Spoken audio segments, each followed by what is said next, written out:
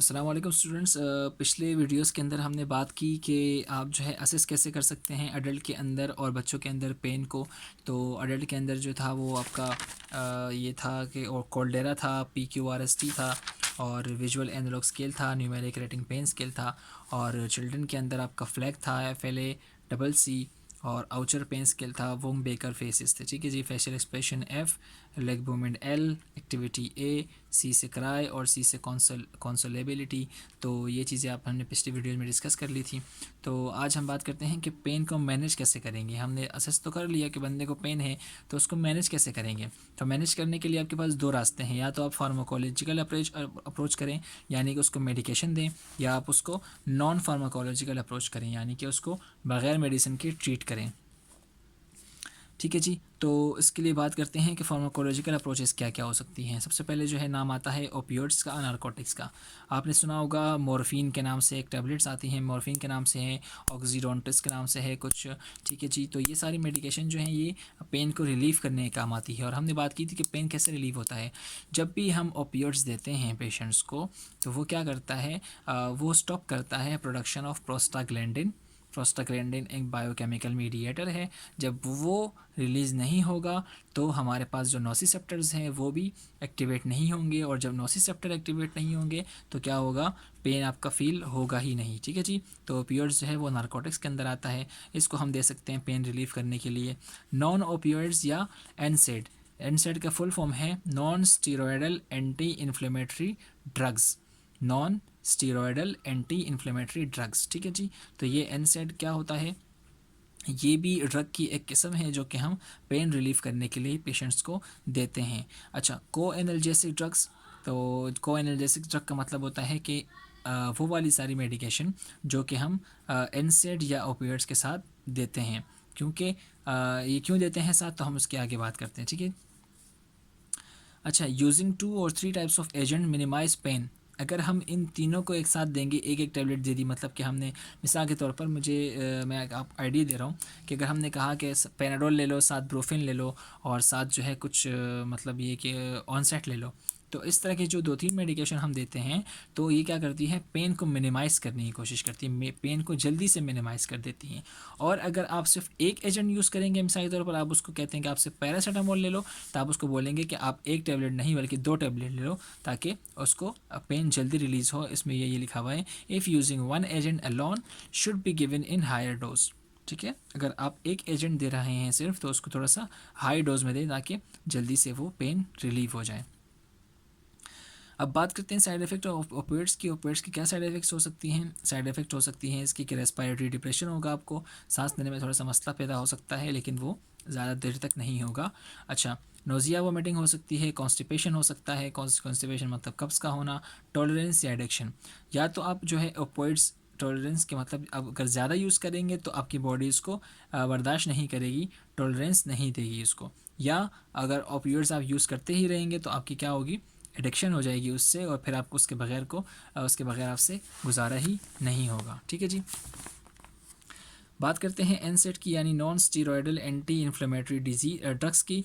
तो ये क्या होता है कि ये stop production of prostaglandin.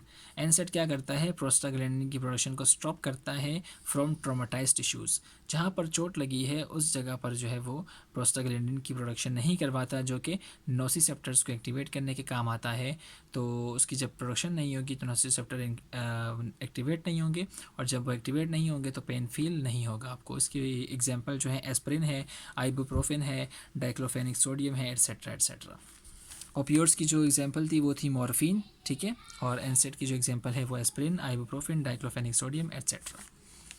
Side effects क्या हैं एनसेड की। एनसेड की जो साइड इफ़ेक्ट्स हैं वो क्या है, गैस्ट्रिक अल्सरेशन हो सकती है आपको। अगर ज़्यादा यूज़ करेंगे तो आपके जो मैदा है उसके अंदर ज़ख़म पैदा हो सकते हैं, और अगर ज़्यादा यूज़ करेंगे तो आपकी जो किडनी और लिवर है उसके फंक्शन डिस्टर्ब हो सकते हैं, या आपकी ब्लीडिंग टेंडेंसीज हो सकती हैं, यानी कि आपको इंटरनल ब्लीडिंग हो सकती है अगर इसको आप ज़्यादा यूज़ करने लगेंगे तो। को एनाल्जेसिक क्या है, जैसे कि मैंने आपसे बात की कि तीन तीन चीज़ें देते हैं। ओपियोइड्स देते हैं, नॉन ओपियोइड और या एनसेड देते हैं, या को एनाल्जेसिक ड्रग देते हैं।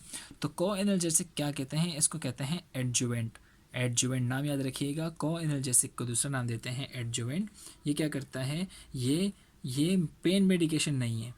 को एनाल्जेसिक जो है ये पेन मेडिकेशन नहीं है, बल्कि ये इसलिए देते हैं ताकि जो pain medication harmful effects produce करती हैं उसको ये कम कर सके। बात समझ आई? को एनाल्जेसिक ख़ुद पेन मेडिकेशन नहीं है, बल्कि ये सिर्फ पेन मेडिकेशन के साथ देते हैं ताकि ये उसके हार्मफुल इफ़ेक्ट्स को कम कर सके। ठीक है जी। तो को एनाल्जेसिक्स के अंदर जो है हमारे पास आता है एग्जांपल डेक्सामेथासोन की। तो एक डेक्सामेथासोन हम इसीलिए देते हैं ताकि जो है जो पेन की मेडिकेशन है उसके हार्मफुल इफ़ेक्ट्स को डिक्रीज़ किया जा सके। ठीक है जी। इसी तरह हमारे पास है नॉन फार्माकोलॉजिकल अप्रोचेज़, यानी कि हम बगैर किसी दवाई के भी पेन को जो है रिलीव कर सकते हैं। तो उसके अंदर सबसे पहले आता है मसाज, यानी कि पूरी बॉडी का मसाज करना। हॉट और कोल्ड एप्लीकेशन, यानी सिकाई करना या तो गर्म से या ठंडे से। एक्यूप्रेशर, इसका मतलब होता है कि उस जगहों पर प्रेशर देना, पेन वाली जगहों पर इस तरह से प्रेशर देना कि वो ब्रेन को स्टिमुलेट करे, जिसकी वजह से हार्मोन्स रिलीज़ हों और वो हार्मोन्स जो है वो नोसिसेप्टर को उसकी सेंसेशन को कम कर दे। ठीक है जी। तो वो कौन सा हार्मोन था जिसकी जो उसकी सेंसेशन को, नोसिसेप्टर की सेंसेशन को रिलीज़ कर रहा था?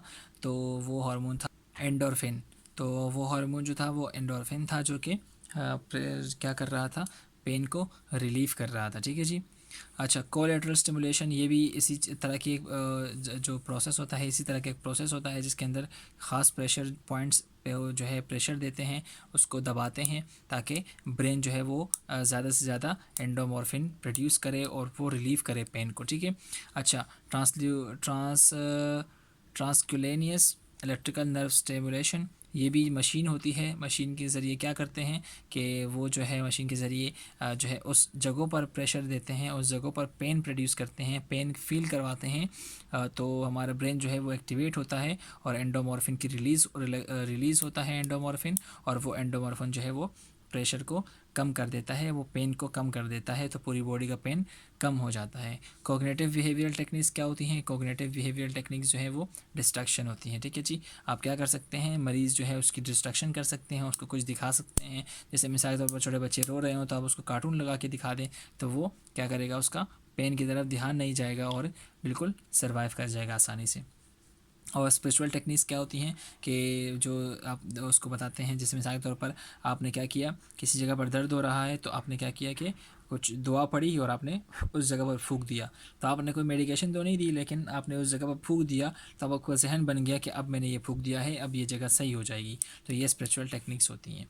ठीक है जी। तो फार्माकोलॉजिकल और नॉन फार्माकोलॉजिकल आपको बात समझ आ गई होगी। फार्माकोलॉजिकल के अंदर आपने मेडिकेशन से ट्रीट किया पेन को, और नॉन फार्माकोलॉजिकल अप्रोच के अंदर आपने क्या किया कि जो बग़ैर मेडिकेशन के आपने उसको प्रेशर को या पेन को ट्रीट कर दिया, तो इसका जो है आपने इलाज कर दिया। ठीक है जी। तो चलें, पेन जो है ये कॉन्सेप्ट हमारे पास आज इस तीसरी वीडियो में कंप्लीट हो चुका है। तो आपसे नेक्स्ट वीडियो के अंदर मुलाकात करते हैं। तब तक अपना ख्याल रखें और ख़ुश रहें, आबाद रहें, सब्सक्राइब भी करते हुए जाएं। चलें जी, अल्लाह हाफ़िज़।